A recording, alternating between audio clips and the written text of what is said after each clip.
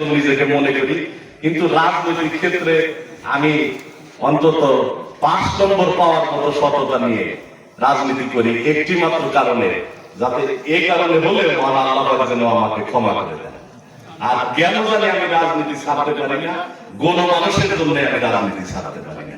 এটা আমার আপনাদের বিশ্বাস করতে হয়তো কষ্ট হবে, শুধুমাত্র নিজের কারণে নিজের জীবন বিপন্ন করে কেউ রাজনীতি করতে পারবে না। শুধুমাত্র আমার একটি বড় চেয়ারের লোক, আমার একটি ক্ষমতার লোক, এই কারণে কোনো মানুষের জীবন নাশের কারণ হতে পারে, এরকম পরিস্থিতিতে কেউ রাজনীতি করবে না।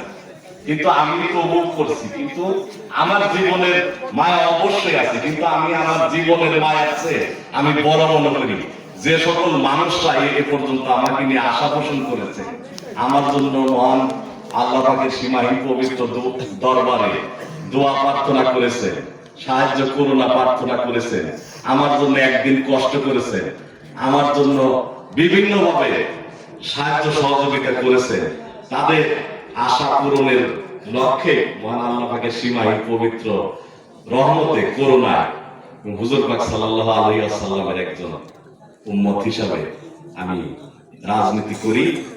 ইনশাআল্লাহ দেখা যাক, আপনাদের মাঝে আসি, থাকবো ইনশাআল্লাহ। মহান আল্লাহ পাক আমাদের সকলের মনের নেক আশা পূরণের তৌফিক দান করুন।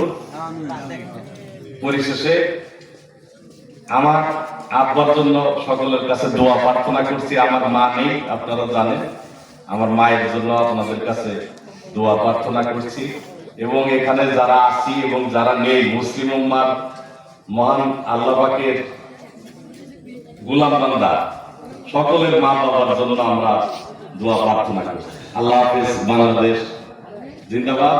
এবং আসলে ইসলামিক জালসায় বক্তব্য দিতে গেলে অনেক কথাই নিয়মের মধ্যে পড়ে আসে। মুসলিম উম্মার জন্যই দোয়া প্রার্থনা করছি, ফিলিস্তিন সহ গাজার মুসলিমদের জন্য, যে সকল মুসলিম ভাইয়েরা যুদ্ধ বিগ্রহের মধ্যে আছে তাদের বিজয় আমরা কামনা করছি, মুসিবতে আছে তাদের জন্য আমরা মহান আল্লাহ পাকের করুণা কামনা করছি, এবং মহান আল্লাহ পাকের যে সকল গোলাম বান্দারা ইতিমধ্যে কবরবাসী হয়েছেন সকলের জন্য আমরা মুক্তি কামনা করছি, মাগফিরাত কামনা করছি মহান আল্লাহ পাকের সীমাহীন পবিত্র দরবারে।